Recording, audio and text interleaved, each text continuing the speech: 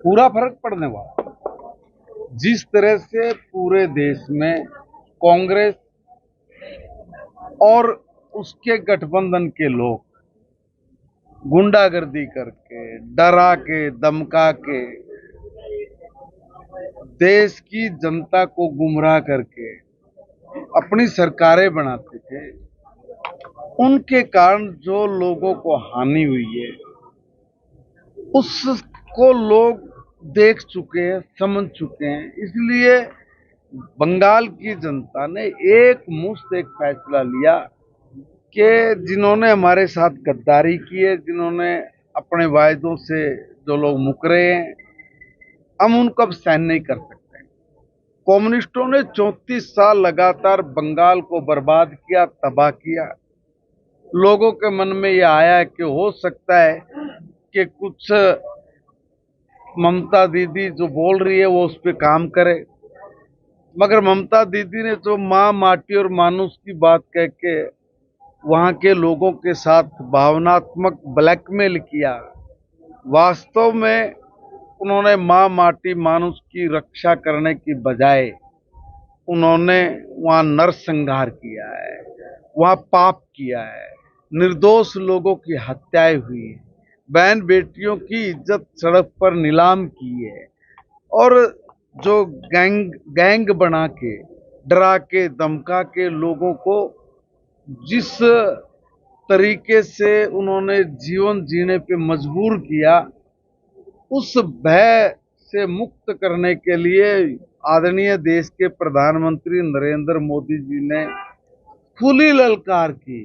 शायद माननीय प्रधानमंत्री जी देश के किसी हिस्से में ऐसे शब्दों का उपयोग नहीं किया होगा। माननीय अमित शाह जी, गृह मंत्री जी ने साफ तौर पे कहा, अगर किसी ने गुंडागर्दी की, बदमाशी की, गुंडई की, उसको उल्टा लटकाया जाएगा। उसका कारण है हमारे हजारों निर्दोष कार्यकर्ताओं को उन लोगों ने कत्ल किया है। हमारी हजारों बहन बेटी जो हमारी कार्यकर्ता थी, उनका आचरण और व्यवहार उन्होंने दूषित किया है।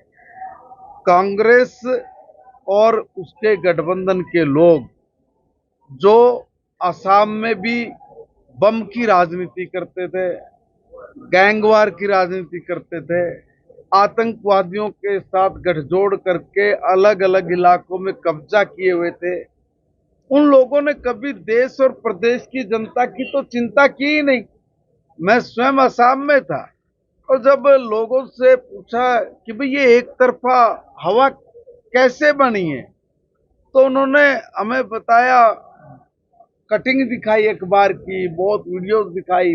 प्रत्यक्ष को कहते ना, प्रमाण की आवश्यकता नहीं होती, मगर उन लोगों ने दिखाया कि एक अधिकारी है, उसने थोड़ा ना किया, उसको चौराहे पे ले जाके बम के साथ सीधा ब्लास्ट कर दिया, उसकी बच्चों के साथ उनका अनादर किया। चाय के बागान वाले हैं, उनको उठा लेना, उनसे रंगदारी मांगना, उनसे बच्चों का अपहरण कर लेना, ये आम सामान्य सी बात थी।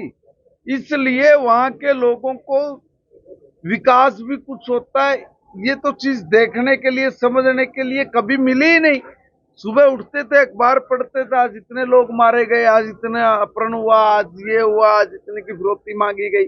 जब पहली बार देश में माननीय प्रधानमंत्री नरेंद्र मोदी जी प्रधानमंत्री बने, उन्होंने जो राजनीति का मॉडल दिया वो विकास की राजनीति का मॉडल दिया। असम की जनता ने विश्वास किया और इस विश्वास का परिणाम ये निकल के आया कि लोगों को सड़कें मिली, लोगों को घर जाने के लिए पक्के रास्ते मिले, लोगों को एग्रीकल्चर के लिए आधुनिक संयंत्रों पर सब्सिडी मिली, लोगों को पहली बार पता लगा कि प्रधानमंत्री आवास योजना के तहत भी कुछ होता है। पहली बार उन्होंने बाकी जो देश में अलग राज्यों में जो सुविधाएं मिलती हैं, जब उसका लाभ मिला, तब वहां के लोगों ने निर्णय लिया कि कांग्रेस मुक्त हम आसाम करेंगे। और आपको सुनकर हैरानी होगी, 103 सीट पे हम लोग लड़े। और 103 में से 102 सीट हम लोग जीत गए। ये पूरी एक देश में ऐसी उपलब्धि है जो कहीं कहीं और कभी कभी अपने को देखने को और सुनने को मिलती है। ममता दीदी के पाप का घड़ा भर गया था। माननीय प्रधानमंत्री जी ने बंगाल की जनता से निवेदन किया कि जैसे बाकी प्रदेशों में से भूखमरी गायब है, बाकी प्रदेशों में जो सरकार की योजनाओं का लाभ मिलता है वो आपको भी मिलेगा, और आप इन गुंडों से बदमाशों से डरिए मत। इसका हम लोगों ने पुख्ता इंतजाम किया है। उसका नतीजा ये निकला कि लोग सड़कों पे उतर के आ गए। 93% का मतदान होना इस बात का गवाह है कि कितना दुखी होगा बंगाल का आदमी इन राजनेताओं से, जिन्होंने झूठ बोल के प्रदेश की भावनाओं के साथ गलत किया। इसलिए जनता ने माननीय प्रधानमंत्री जी के विकास के मॉडल पे मोहर लगाई।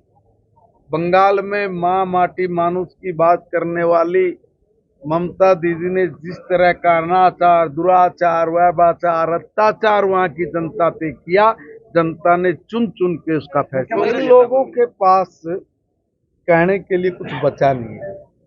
क्या उन्होंने ये नहीं बताया कि हमारी यहाँ की पुलिस अगर किसी को थ्रेट आता है तो अगले 24 घंटे से 48 घंटे के बीच में ही पकड़ के सलाखों के पीछे भी डालते हैं। एक भी ऐसा व्यक्ति कोई बाहर घूम रहा है कि जिसने कोई गलत बोला और आज वो नायब सैनी सरकार के शिकंजे से बाहर हो? जो भी कोई गलत करता है, गलत करने का प्रयास करता है, समय रहते हमारा पुलिस प्रशासन कड़ी कार्रवाई करता है, कोई नहीं बच सकता। और जिस तरह के वो आंकड़े प्रस्तुत करते हैं, वो आंकड़े भी पता नहीं कौन से ऑफिस से निकाल